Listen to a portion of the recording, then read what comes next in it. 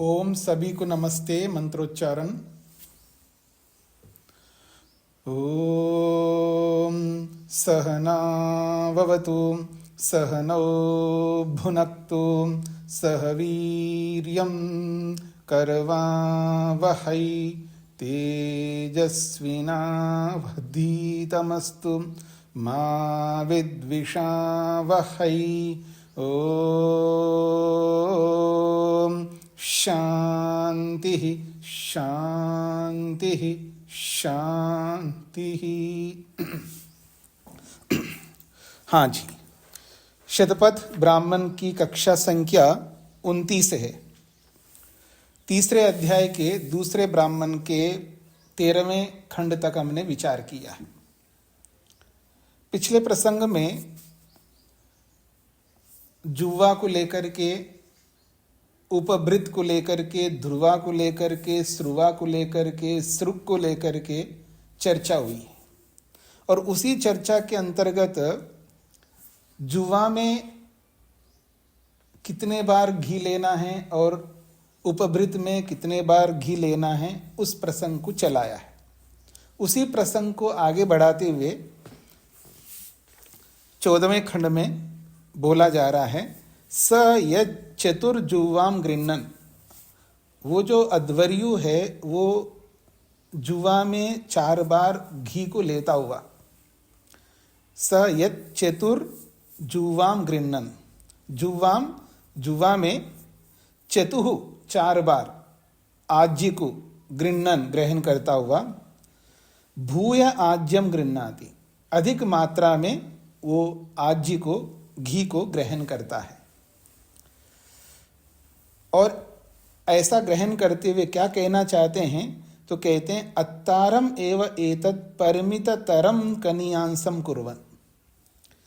तो अधिक मात्रा में जुवा में घी को लेता हुआ ये जताना चाहते हैं, जो अत्ता है, अत्ता का मतलब है भोक्ता, भोग करने वाला, उस भोग करने वाले को परिमिततरम, उसको सीमित करते हुए, कनियांसम, उसको छोटा बनाता है।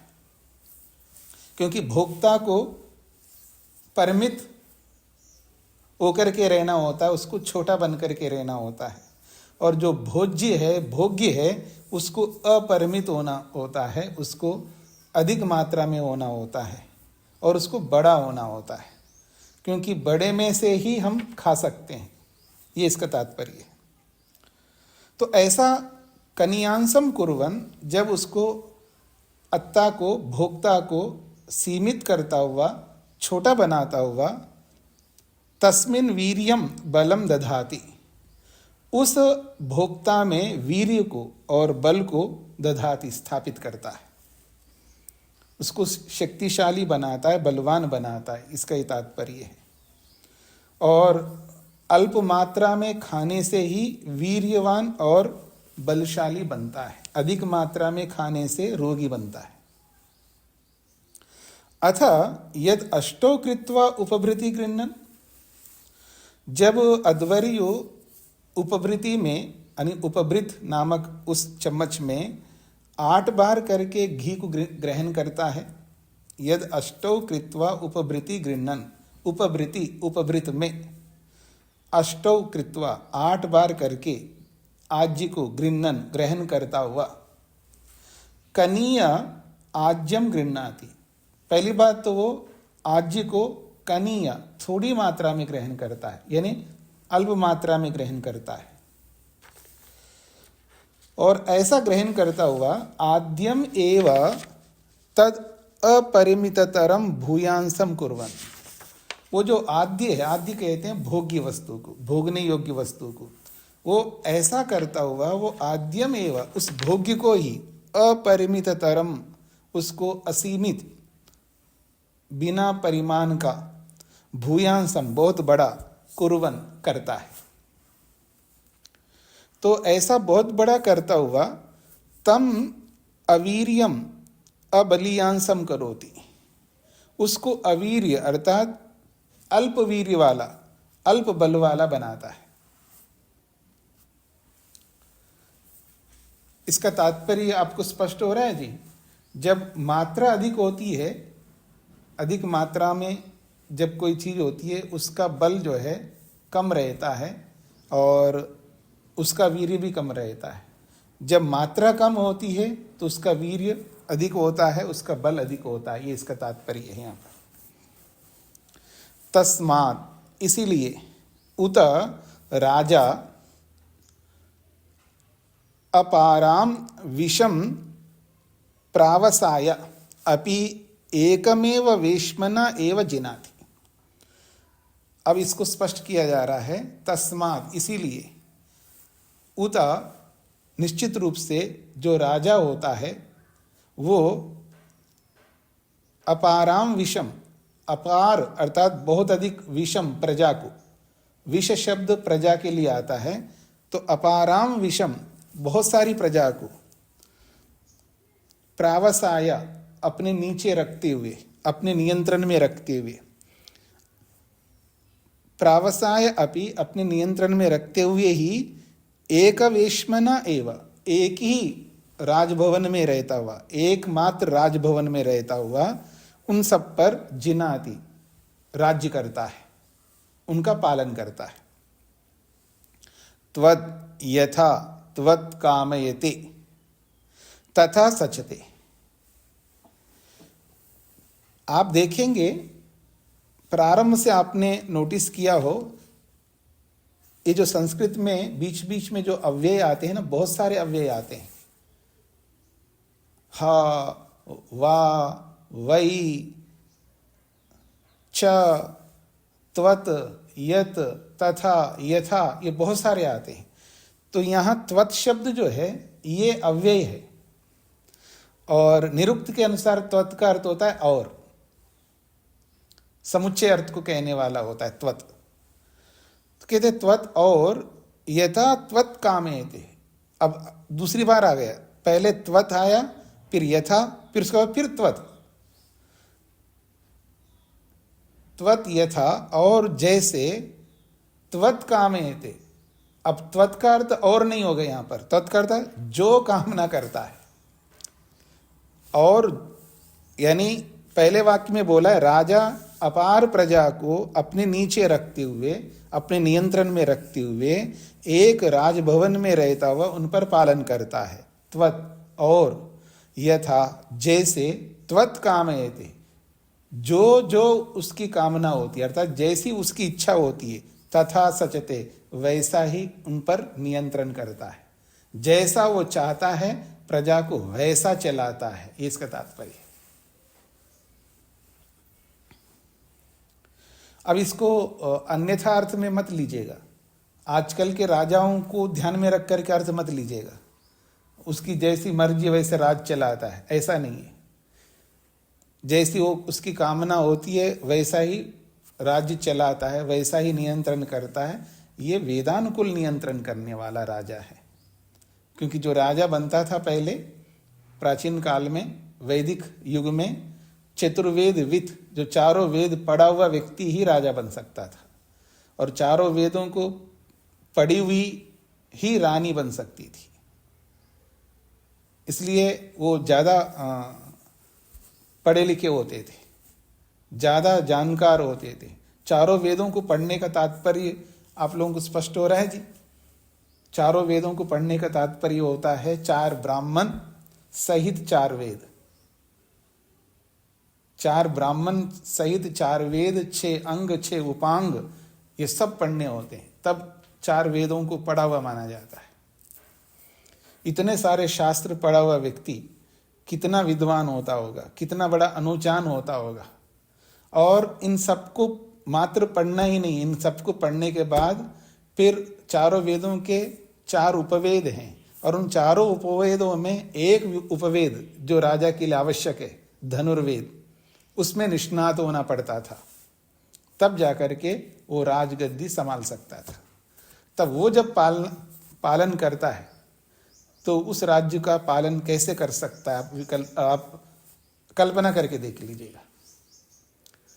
जो आज भी बोलते हैं ना जनता में, राम राज्य, क्यों बोलते हैं? तो उस दृष्टि से यहाँ आपको अर्थ लेना है कि त्वत् यथा त्वत् कामेते, त्वत् यथा त्वत् कामेते, और जैसा जो जो वो कामना करता है, अर्थात जैसा जैसा प्रजा के लिए उचित है, जैसा करने से उसके लिए प्रजा के लिए उन्नति हो सकती है, तथा सचते, वैसा वैसा उसका पालन करता है।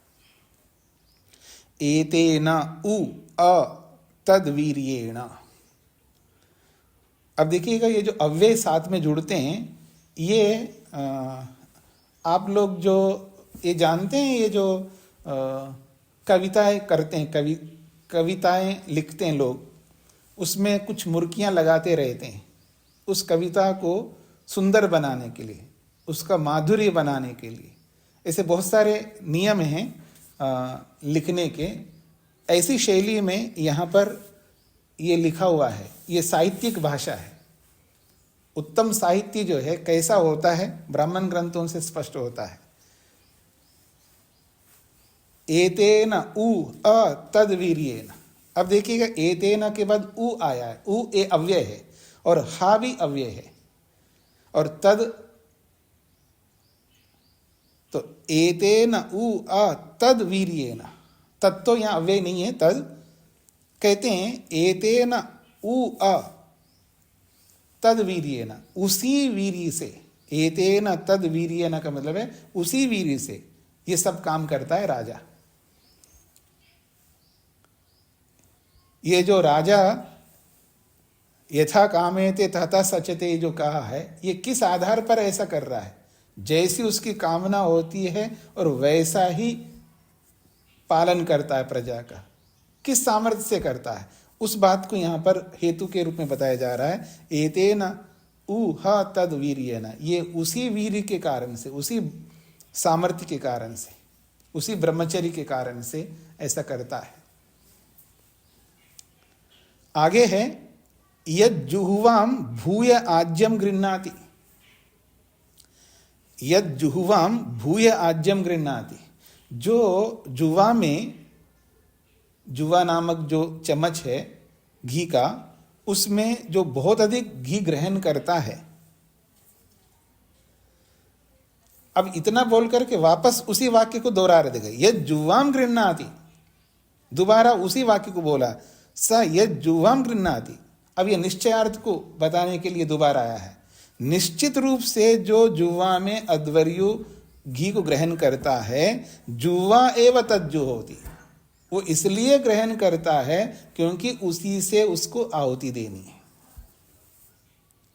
दोबारा देखिएगा, ये जुवाम भूय आज्यम गृह्णाति, जो जुवा में बहुत अधिक घी ग्रहण करता है, स यद जुवाम गृह्णाति, वो जो ऋत्विक अध्वर्यु है, जिस जुवा में घी को ग्रहण करता है, जुवा एव तज्जु होती, उसी जुवा से ही आहुति देता है। इसका ये तात्पर्य है। फिर कहते हैं यद उपभृति गृह्णाति, जो उपभृत में घी ग्रहण करता है।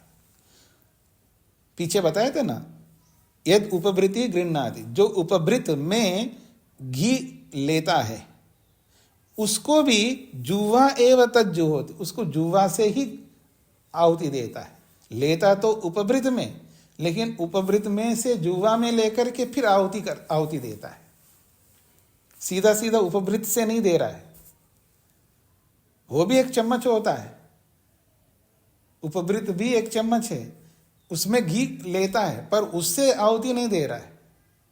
यहां पर यह बात कही जा रही है कि यद उपभृति गृह्णाति, जो घी उपभृत में लेता है उसमें ले तो रहा है, लेकिन जुवा एव तज्जु होती, पर जुवा से ही आहुति देता है, उपभृत से नहीं देता है। ये कहना चाह रहे हैं।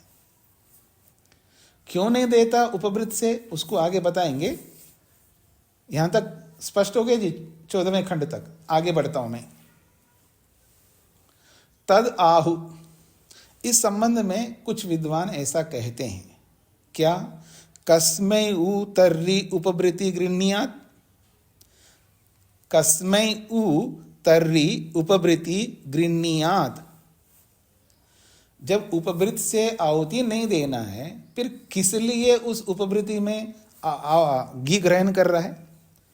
कस्मै उ तर्री उपवृत्ति गृहिणीयात। कस्मै किस लिए, उ निश्चित रूप से, तर्री तो, जब उपवृत्त से आहुति नहीं देना है, फिर किसके लिए उस उपवृत्त में घी ग्रहण करता है, ये प्रश्न कर रहा है। फिर कहते हैं तद उपवृता न जुहोति इति।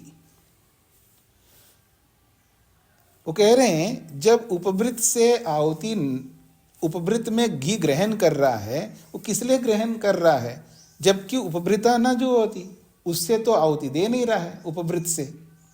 उपवृता तृतीय विभक्ति है जी, उपवृत्त तकारांत शब्द है, इसलिए तृतीया में उपवृता और सप्तमी में उपवृत्ति।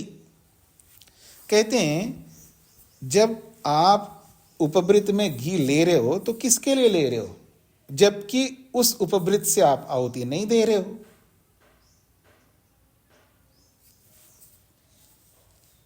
कस्मै उ तर्री उपवृत्ति गृह्णीयात् यद उपवृता न जुहोति, यहां तक वाक्य का अर्थ लेना है। किसके लिए उपवृत्त में घी ग्रहण किया जा रहा है, जबकि उस उपवृत्त से आहुति नहीं दी जा रही है, ये इसका तात्पर्य होगा। सा यदि उपवृता जुहुयात, सा यदि उपवृता जुहुयात, यदि वो अध्वर्यु मान करके चलें कि उपवृत्त से आहुति दे, तो कहते हैं पृथग पृथग पृथग हा एव इमा प्रजास्यु, पृथग हा एव इमा प्रजास्यु।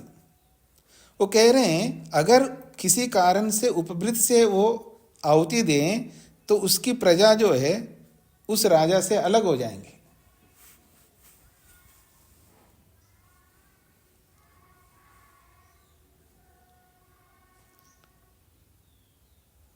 क्यों अलग हो जाएंगे? न एव अत्ता स्यात् न आद्यः स्यात्,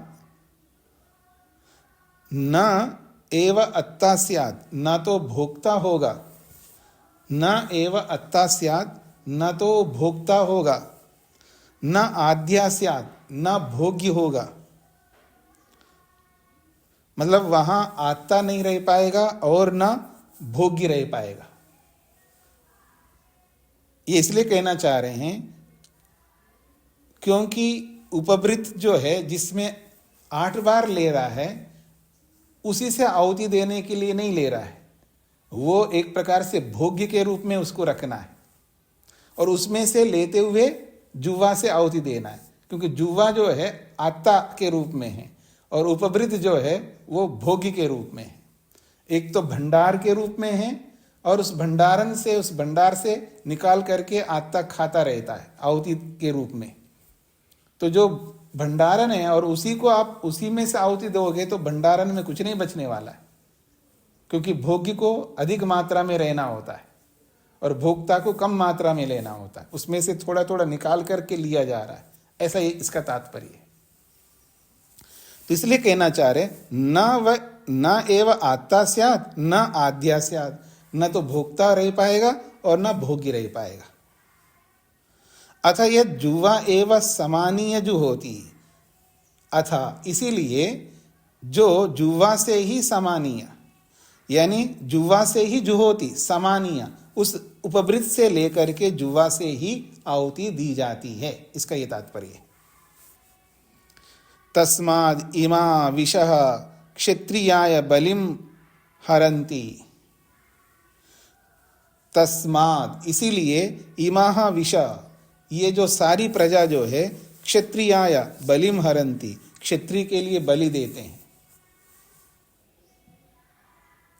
बलि का अर्थ लोग समझते हैं काटना, जैसे बकरे को काटना, बकरी को काटना, मुर्गी को मुर्गे को काटना, या किसी और को हिंसा करना, यानी किसी पशु को मारना काटने को बलि समझते हैं, पर बलि का वो अर्थ नहीं है। यह स्पष्ट, यहां से भी आप समझ सकते हैं। कहते हैं तस्माद इमा विषा क्षत्रियाय बलिम हरंती, इसीलिए प्रजा जो है क्षत्रिय के लिए बलि देते हैं। बलि का मतलब है उसके लिए कर देते हैं, उसको टैक्स देते हैं। यह बलि का मतलब टैक्स है। प्रसंग के अनुसार बलि शब्द का अलग अलग अर्थ होता है। अथ यद उपभृति गृह्णाति तस्माद् उ क्षत्रियस्य एव वशे सति वैश्यम पशवा उपतिष्ठन्ते। कहते हैं अथ यद उपभृति गृह्णाति, और जो उपभृत में घी ग्रहण किया जाता, उपभृत में जो घी रखा जाता है, तस्माद् उ इसलिए क्षत्रियस्य एव वशे सति, वो क्षत्रिय के वश में रहते हुए ही वैश्यम पशवा उपतिष्ठन्ते, वैश्य के लिए पशु जो है उपस्थित रहते हैं। इसका तात्पर्य है कि क्षत्रिय के पास में भंडारण होता है, तब जाकर के वैश्यों को प्राप्त होता है। आप देखेंगे आज के परिप्रेक्ष्य में भी देखेंगे, सरकार के पास में, क्षेत्रीय सरकार है आज, सरकार के पास में बहुत सारा भंडारण होता है, और जब आवश्यकता पड़ती है तब वो वैश्यों के पास जाता है। जो खेती करने वाले होते हैं, आजकल किसान के रूप में होते हैं, उनके पास जाता है। तो उसी के लिए कहा जा रहा है तस्मात्, इसीलिए निश्चित रूप से क्षत्रियस्य एव वशे सति, वो जो अन्न है, वो जो बलि है, जो कर है, जो टैक्स है, वो क्षत्रिय के वश में रहता है। और क्षत्रियों के वश में जब पर्याप्त मात्रा में रहता है, जब कभी आवश्यकता पड़ती है, तब वैश्यम पशवा उपतिष्ठन्ते, वैश्य के पास जो है पशु उपस्थित होते हैं। अतः ये तज्जुवा एव समानीय जुहोति, अतः इसलिए जो हवि है, आज्य है, समानीय उस उपवृत्त से लेकर के ही जुवा एव जुहोति, वो जुवा से ही आहुति देता है। फिर कहते हैं तस्मात्, तस्मात् यदि उत क्षत्रियः कामयेते अत आह वैश्यम अपि यत्ते परो निहितं तदाहरति आहर इति।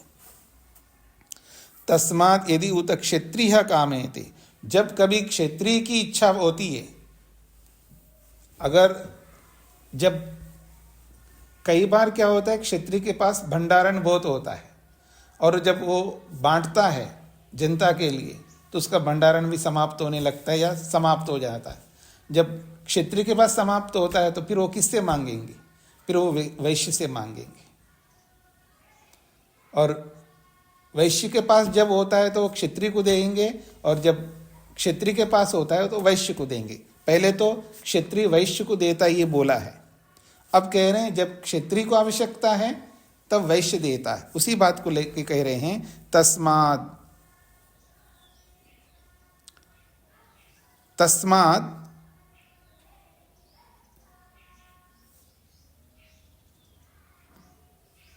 तस्माद् उ अतः क्षत्रिय कामयते, जब क्षत्रिय कामना करता है, क्षत्रिय को आवश्यकता पड़ती है, अथ आह इसलिए कहा जाता है वैश्यम अपि, वो वैश्य को बोलता है, यत्ते परो निहितम तद आहरा इति, जो आपके पास दूर रखा हुआ है। क्षत्रिय लोग क्या करते हैं, अपने यहाँ जितनी आवश्यकता है उतना अपने पास रखते हैं, बाकी दूर रखते हैं। अपनी संपत्ति को अपने पास नहीं रखते। दूर का मतलब बैंकों में रखते हैं, आजकल की भाषा में बड़े बड़े बैंकों में या शेयर्स के रूप में कहीं डालते हैं। तो कहते हैं वैश्यमापि, वैश्य को भी वो बोलता है, यत्ते परो नीतम, जो आपसे दूर, जो भंडारण है आपका, जहां पर भी आपने अपना धन रखा है, तद आहारा, वो ले आओ राज्य के लिए, ऐसा वो बोलता है। इति तम जिनाति, इस प्रकार से तम जिनाति, उस वैश्य पर भी वो आदेश करता है। तम जिनाति का मतलब पहले भी जिनाति आया, देखिएगा 14वें खंड के दूसरी पंक्ति में, ये तीसरी पंक्ति,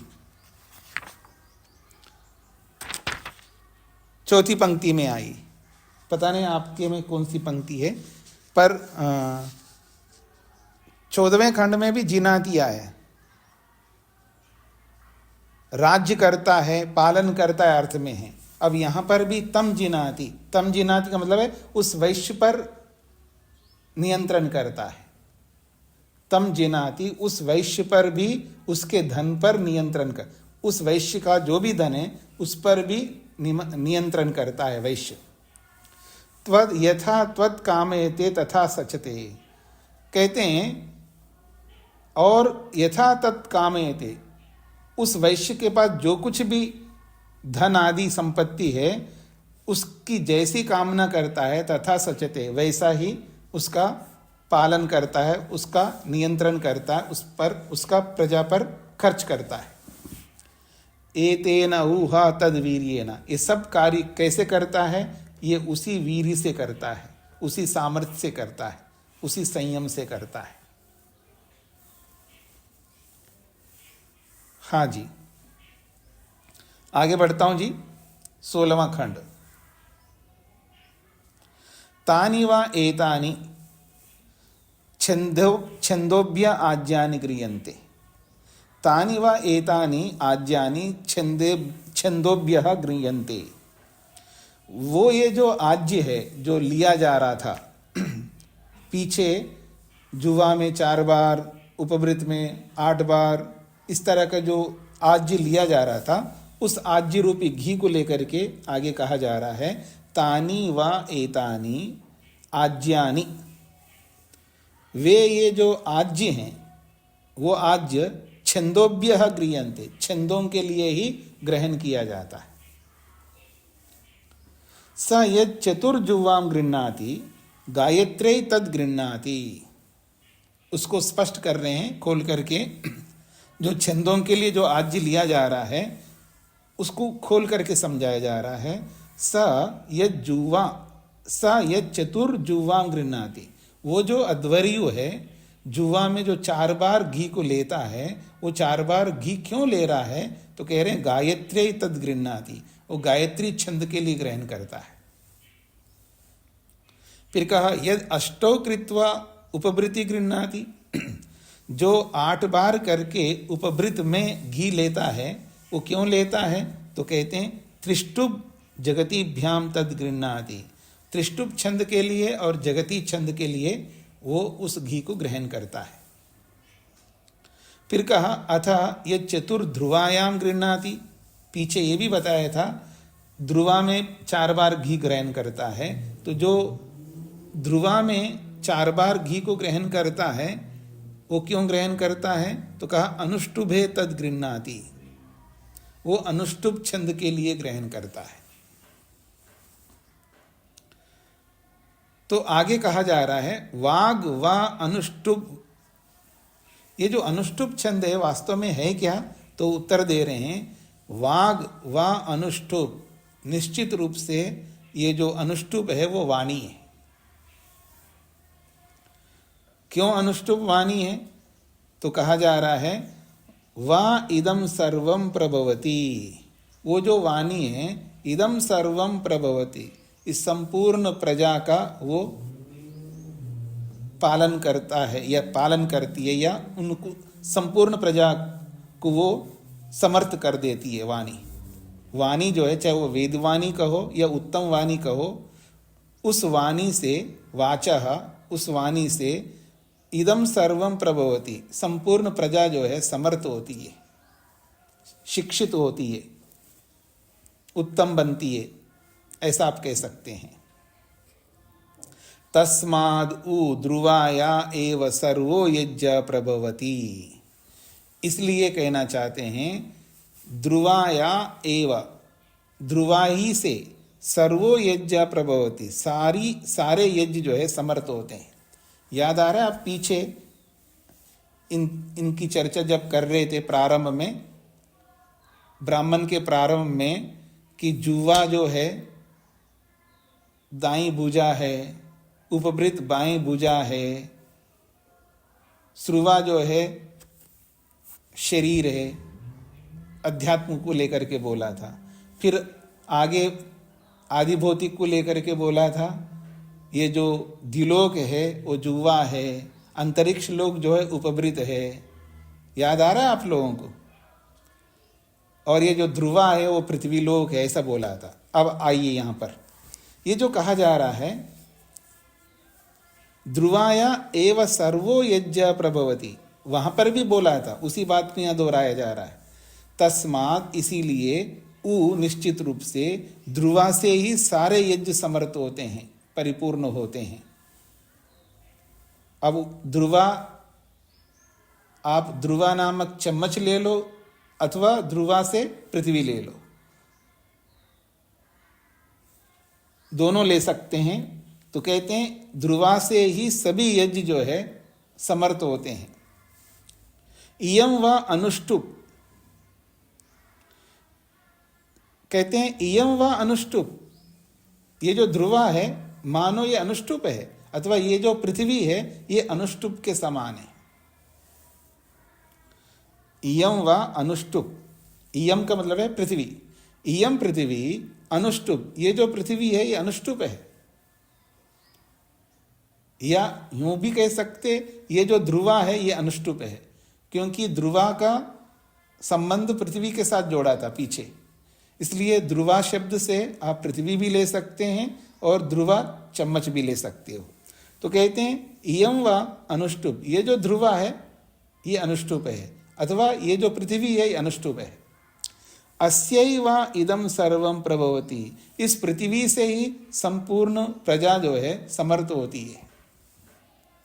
तस्माद् उ, इसीलिए, ध्रुवाया एव सर्वो यज्ञ प्रभवति, इसलिए इस पृथ्वी से ही सारे यज्ञ जो है समर्थ होते हैं, परिपूर्ण होते हैं, संपन्न होते हैं, ऐसा इसका तात्पर्य है।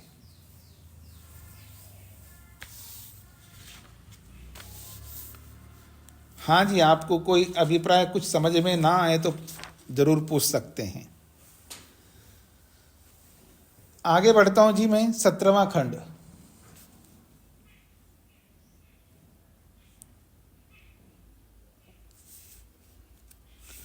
स गृह्णाति, वो जो अध्वर्य है वो आज्य को ग्रहण करता है, और जब आज्य ग्रहण करता है तो मंत्र का एक वाक्य बोलता है। क्या बोलता है? पीछे हमने विचार करते हुए आए हैं, 31वां प्रथम अध्याय का, यजुर्वेद के पहले अध्याय का 31वां मंत्र था, उस मंत्र का ये अंतिम वाक्य है मेरे विचार से। एक बार देख लेता हूं मैं।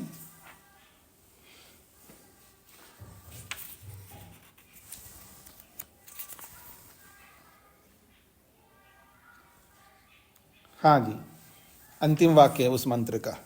तो कहते हैं धाम नाम असि, धाम नाम असि प्रियम देवानाम, धाम नाम असि प्रियम देवानाम। अंतिम वाक्य का आधा दिया यहां पर, बचा हुआ आधा आगे दे रहे हैं। तो कहते हैं धाम नाम असि, ये जो घी है, आज्य है, उसको बोला जा रहा है। धाम नाम असि, तुम धाम नाम वाला हो। क्यों धाम नाम वाले हो? तो प्रियम, प्रियम देवानाम, देवों के लिए तुम प्रिय हो, देवों के लिए तुम प्रिय हो, इसलिए धाम हो, ये इसका अभिप्राय है। इति एतद् वै देवानां प्रियतमं धाम यद् आज्यम तस्माद् आह धाम नाम असि। याज्ञवल्क्य मंत्र के इस वाक्य का अर्थ कर रहे हैं जी। इति एतद् वै देवानां प्रियतमं धाम, इति इस प्रकार से, एतद् वै निश्चित रूप से जो आज्य है, ये आज्य देवानां प्रियतमम, देवों के लिए अत्यंत प्रियतम है। यद आज्यम, जो कि ये आज्य रूपी धाम है। तस्माद् आह, इसलिए मंत्र का वाक्य कहता है धाम नाम असि, तुम धाम नाम वाला हो। प्रियम देवानाम, तुम देवों के लिए प्रिय हो, ऐसा मंत्र इसलिए कहा है। अब मंत्र का अंतिम वाक्य का अंतिम सेंटेंस को बोला जा रहा है, नादृष्टम देवयजनम असि, ना अदृष्टम नादृष्टम देवयजनम असि।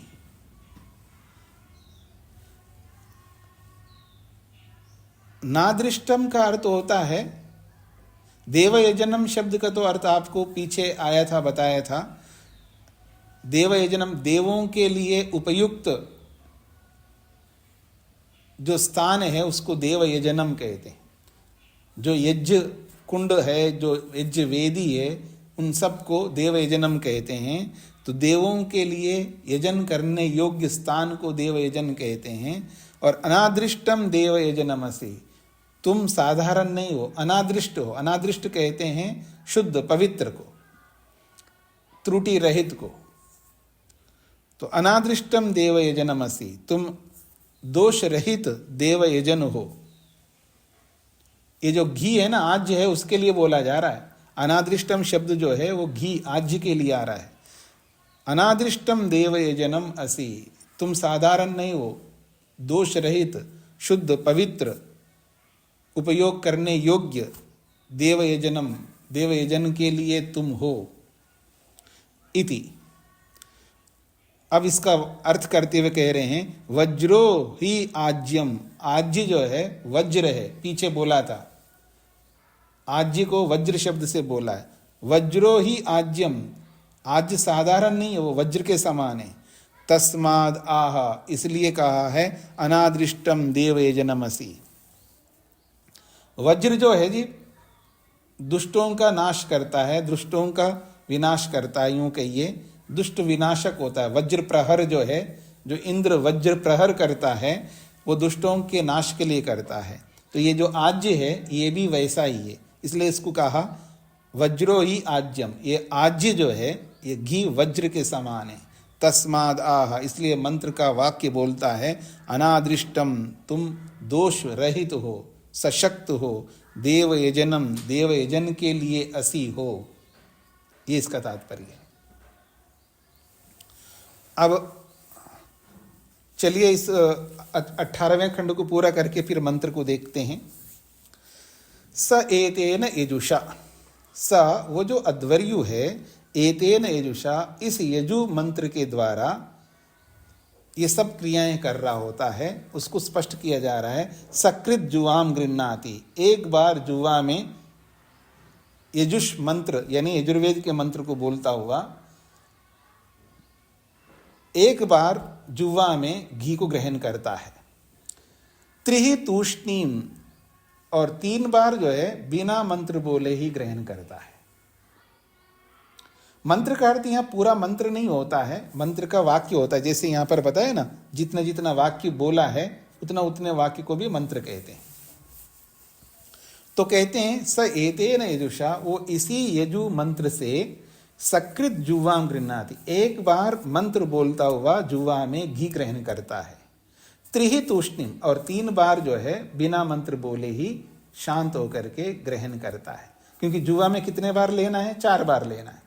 तो 4 बार लेना है तो 4 बार मंत्र नहीं बोलता है, एक बार मंत्र बोल करके ग्रहण करता है, 3 बार शांत होकर के चुपचाप ग्रहण करता है। इसका यह अभिप्राय है।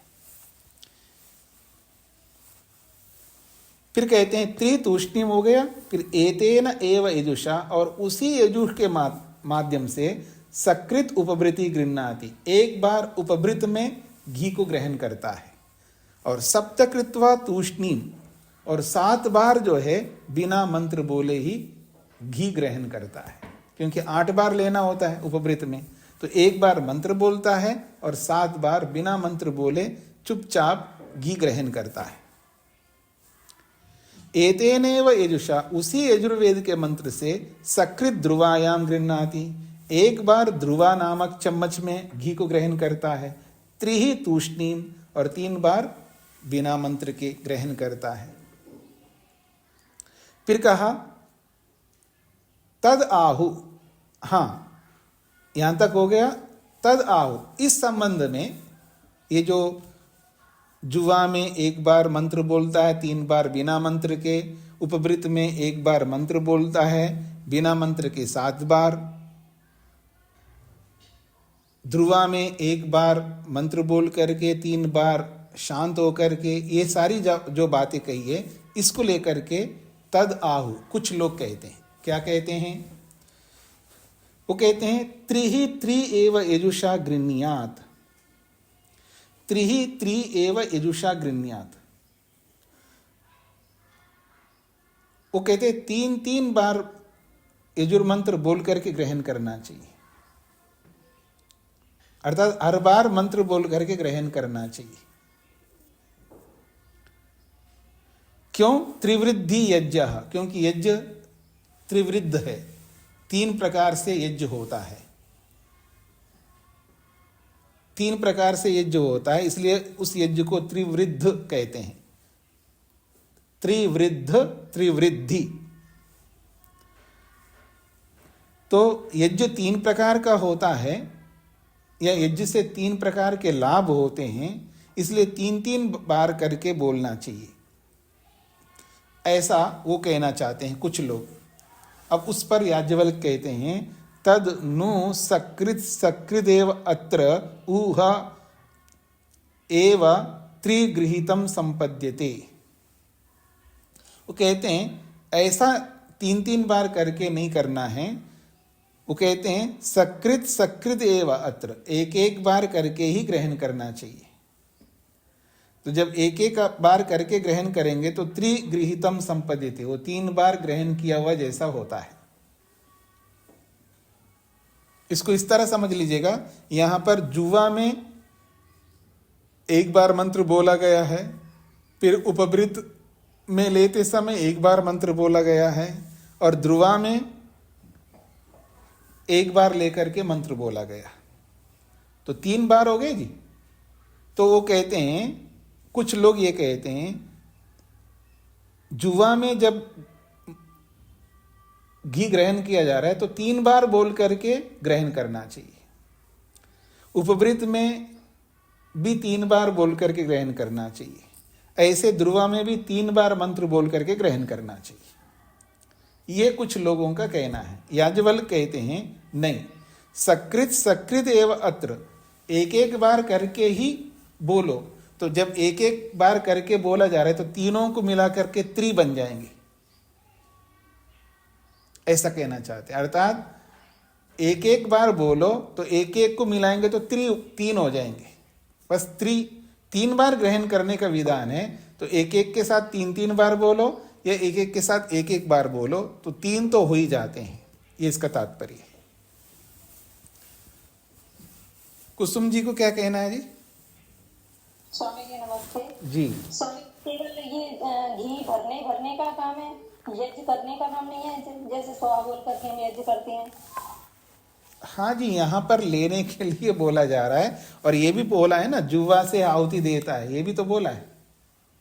हाँ, परंतु इसमें तो ये दिखा ना, ये जैसे ध्रुवा में भी एक बार पढ़ करके 3 बार मौन होकर के भरता है, तो नहीं, तो यहाँ चम्मच तो बोला जाता है ना। यहाँ तो भरने के लिए बोला है, लेकिन जब भरेगा तो उसके बाद ही तो आहुति देगा ना। तो पहले बोला है ना, पहले वालों में कहा कि जुवा से ही आहुति देता है, उपवृत से नहीं देता है, यानी आहुति देने की बात तो कही ना। जी, आप ऐसा समझ करके चलिएगा। ये जो याग होता है, अभी वैसे हम जो पढ़ रहे हैं, आपको ध्यान है हम कौन से याग को लेकर के सब पढ़ रहे हैं? प्रारंभ में बताया गया था, कुसुम जी बताएंगी किस याग की चर्चा हो रही है? आप में से कोई बता सकते हैं? वेद प्रिया जी। नहीं, देखिएगा, मैंने एक का नाम लिया तो अब सब लोग नहीं बोल सकते ना। हाँ जी, वेद प्रिया जी। हाँ, दर्श पूर्णमास का प्रसंग चल रहा है। ये जो पहला कांड है शतपथ का, पहले कांड में दर्श पूर्णमास, दर्श पूर्णेष्टि को लेकर के चर्चा हो रही, तो ये दर्श पूर्ण मास याग की चर्चा हो रही है। तो आहुति तो होनी है, लेकिन एक बात को खोलते हुए बताया जा रहा है। तो जब ये पूरा कांड समाप्त होगा तब पूरा दर्शेष्टि या पूर्णमासेष्टि हमको समझ में आएगा, यदि आप पीछे को दोहराते रहेंगे तो। जी, जी स्वामी जी, धन्यवाद। अब मैं मंत्र पर आता हूं जी। पीछे से जो मंत्र चला आ रहा है उस पर आता हूं। ये पहले अध्याय का अंतिम मंत्र है, 31वां मंत्र है। पहले अध्याय में 31 मंत्र हैं और प्रारंभ से ईशे तोर्जेत्वा इस मंत्र को तो आगे कहेंगे, आगे उसका क्रम आएगा। बाकी लगभग पूरा अध्याय के मंत्र आ चुके हैं अब तक। अब आइए, 31वां मंत्र है, सवितुस्त्वा प्रसव उत्पुनाम्यच्छिद्रेण पवित्रेण सूर्यस्य रश्मिभिः सवितुर्वा प्रसव उत्पुनाम्यच्छिद्रेण पवित्रेण सूर्यस्य रश्मिभिः तेजोसि शुक्रमसि अमृतमसि धाम नाम असि प्रियम देवानाम अनादृष्टम देवयजनमसि। ये पूरा मंत्र हुआ। और इस मंत्र के शीर्षक में स्वामी जी लिखते हैं, स यज्ञ कथम पवित्रीकरोति इति उपदिश्यते। वह जो यज्ञ है कैसे पवित्र करता है, इस बात को लेकर के उपदेश किया है। या यूं भी कह सकते हैं, यज्ञ कैसे पवित्र होता है और हम सबको कैसे पवित्र करता है, इस बात का विश्लेषण इस मंत्र में किया गया है। मैं हिंदी में पढ़ लेता हूं आपके लिए। जो यज्ञ सवितुः परमेश्वर के प्रसवे उत्पन्न किए संसार में अच्छिद्रेण निरंतर पवित्रेण पवित्र तथा सूर्यस्य प्रकाशमय सूर्य की रश्मि भी किरणों के साथ मिलके सब पदार्थों को शुद्ध करता है। त्वा उस यज्ञ व यज्ञकर्ता को, उस यज्ञ व यज्ञकर्ता को मैं उत्पुनामि उत्कृष्टता के साथ पवित्र करता हूँ। इसी प्रकार सवितु परमेश्वर के प्रसवे उत्पन्न किए हुए संसार में अच्छिद्रेण निरंतर पवित्रेण शुद्धिकारक सूर्यस्य, जो कि ऐश्वर्य हेतुओं के प्रेरक प्राण के, जो कि ऐश्वर्य हेतुओं के प्रेरक प्राण के रश्मि भी अंतराशय के प्रकाश करने वाले गुण हैं, उनसे वह तुम लोगों को तथा प्रत्यक्ष पदार्थों को यज्ञ करके उत्पुनामि पवित्र करता हूँ। हे ब्रह्मन, जिस कारण आप तेजोसी स्वयं प्रकाशवान शुक्रमसि शुक्र अमृतमसि नाश रहित धाम असि सब पदार्थों का आधार नाम असि वंदना करने योग्य देवानाम विद्वानों के प्रियम प्रीतिकारक अनादृष्टम तथा किसी की भयता में न आने योग्य व देवयजनमसि विद्वानों के पूजा करने योग्य हैं। इससे मैं त्वा आपका ही आश्रय करता हूँ। यह इस मंत्र का प्रथम अर्थ हुआ। अब दूसरा अर्थ कर रहे हैं, जिस कारण यह यज्ञ तेजोसी प्रकाश और शुक्रमसी शुद्धि का हेतु, अमृतमसी मोक्ष सुख का देने तथा धाम असी सब अन्न आदि पदार्थों की पुष्टि करने व नाम असी जल का हेतु देवानाम श्रेष्ठ गुणों की प्रियम प्रीति कराने तथा अनादृष्टम किसी को खंडन करने के योग्य नहीं अर्थात अत्यंत उत्कृष्ट और देवयजनम विद्वान जनों को परमेश्वर का पूजन कराने वाला असी है।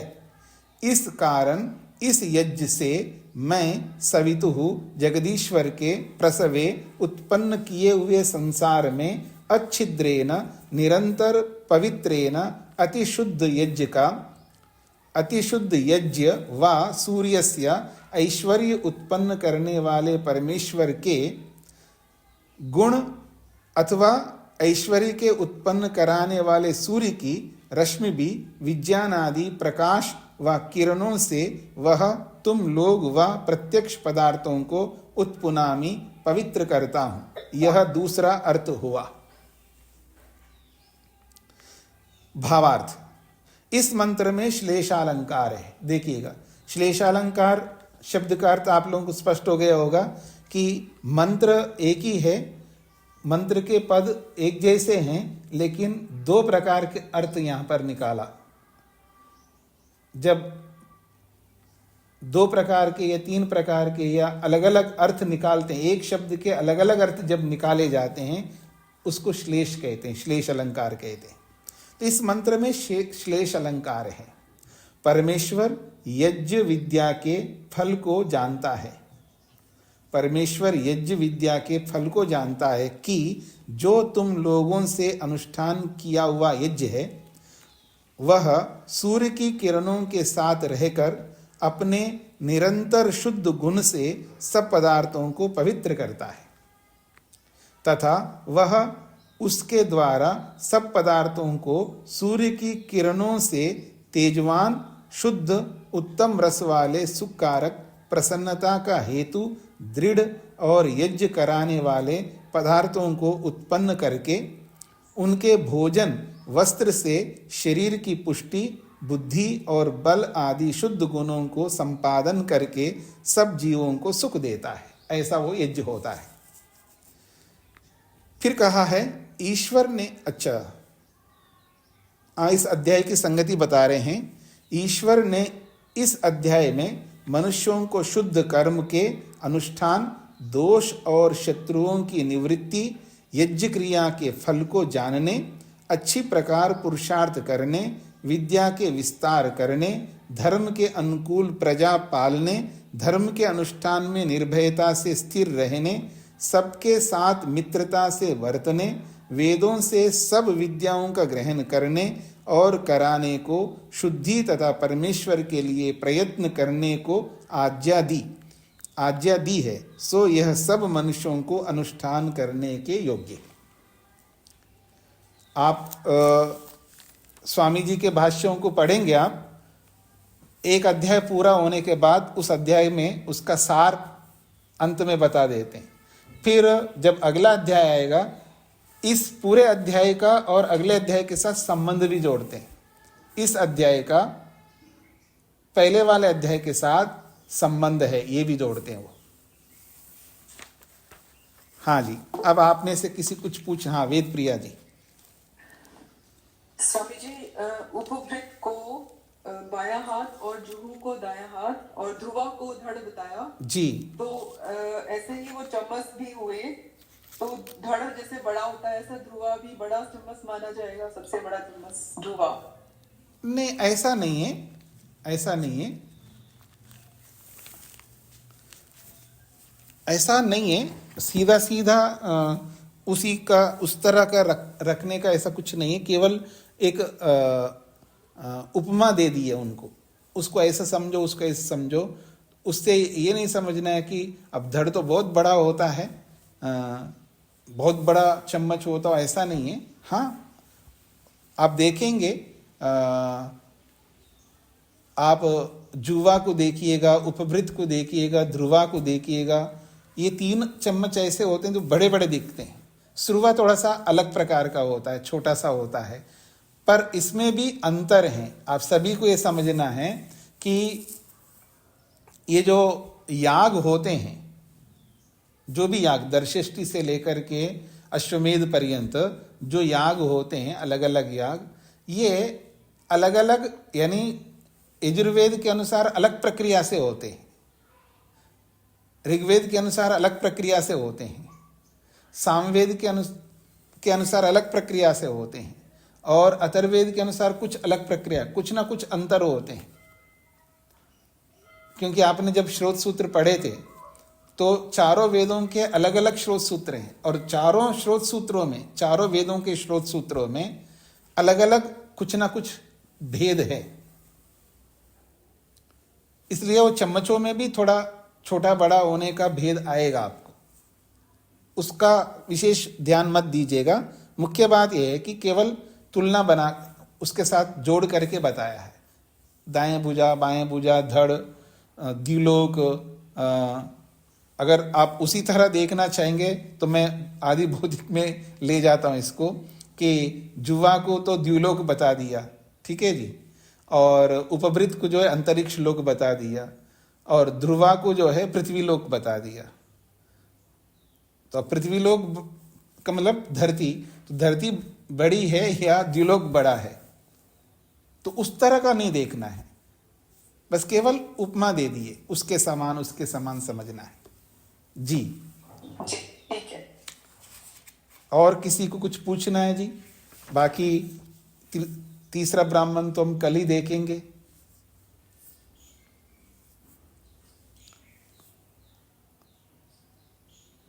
ऐसा है, मैं समझता हूं, क्योंकि ये जो विषय है थोड़ा कठिन है, क्योंकि प्रचलन में नहीं है, इनको पढ़ते पढ़ाते बहुत कम लोग हैं, और जो भी पढ़ते होंगे ना, जो विश्वविद्यालयों में कहीं पढ़ते भी है ना, वो परीक्षा के लिए थोड़ा बहुत जो परीक्षा में आने वाला होता है उसको मात्र पढ़ते हैं, बाकी इसको पढ़ते नहीं। पढ़ने पढ़ाने की परंपरा जो है ये नगण्य सा है। एक हमारे विद्वान हुए हैं आचार्य वेदपाल सुनीत के नाम से, अजमेर में उन्होंने गुरुकुल भी, अजमेर में मतलब अजमेर जिले में पुष्कर में उन्होंने एक गुरुकुल खोला था, वहाँ एक बार उन्होंने शतपथ ब्राह्मण पढ़ाया था।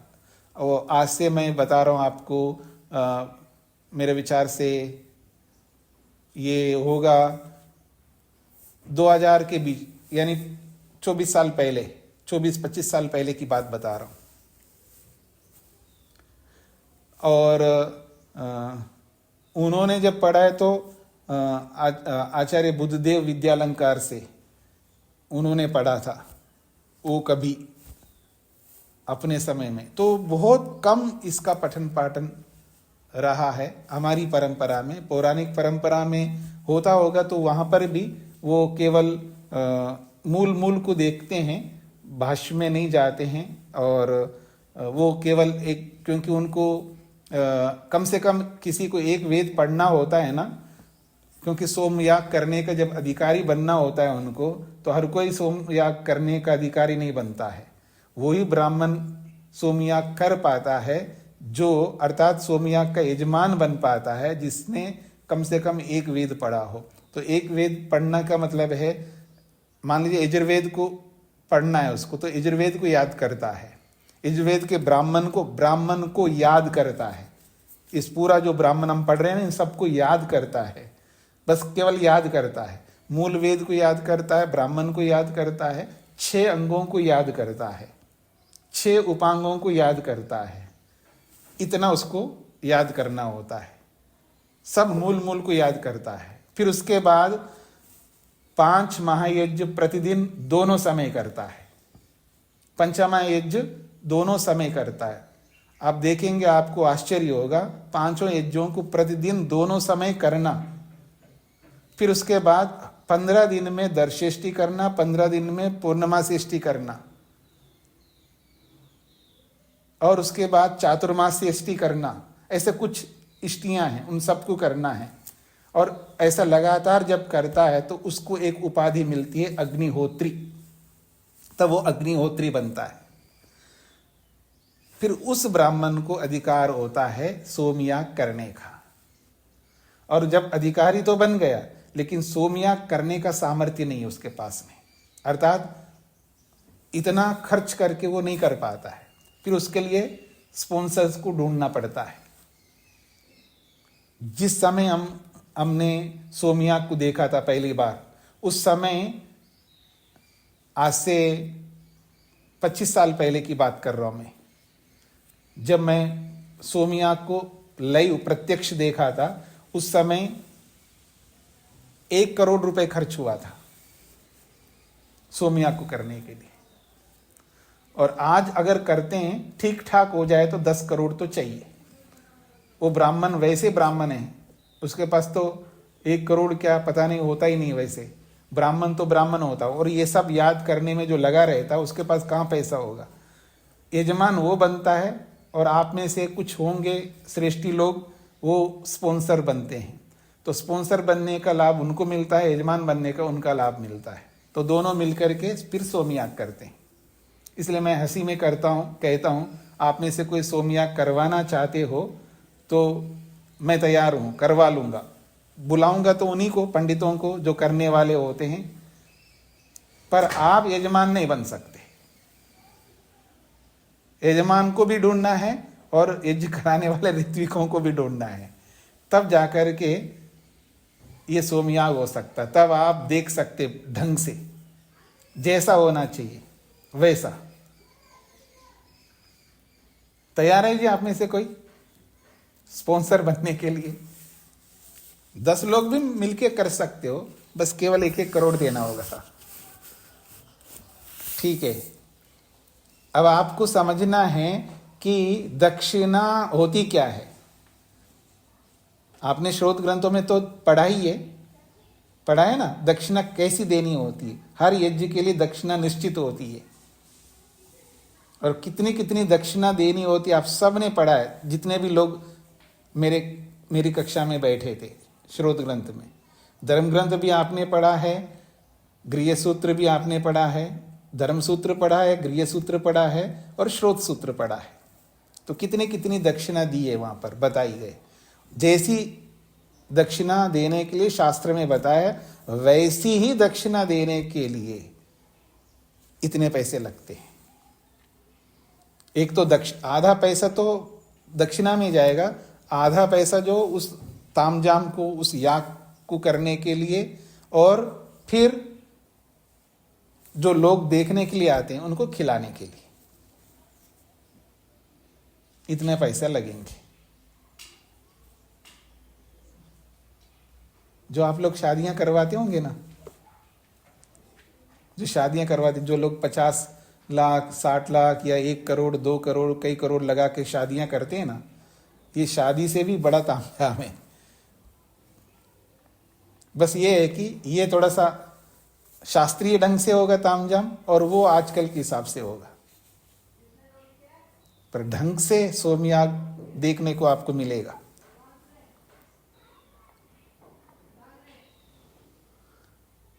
और जब हम लोग करवाएंगे ना तो ऐसे ही नहीं करवाएंगे। फिर उनको जब आप ठीक से दक्षिणा दोगे ना, वो ठीक से करेगा करने वाला।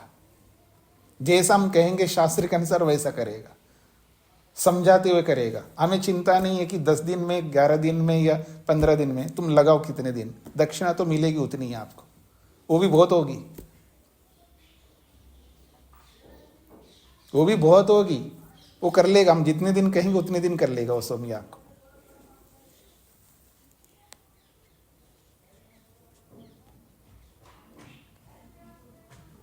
ठीक है जी, जिस दिन तैयार हो आप लोग बोल देना।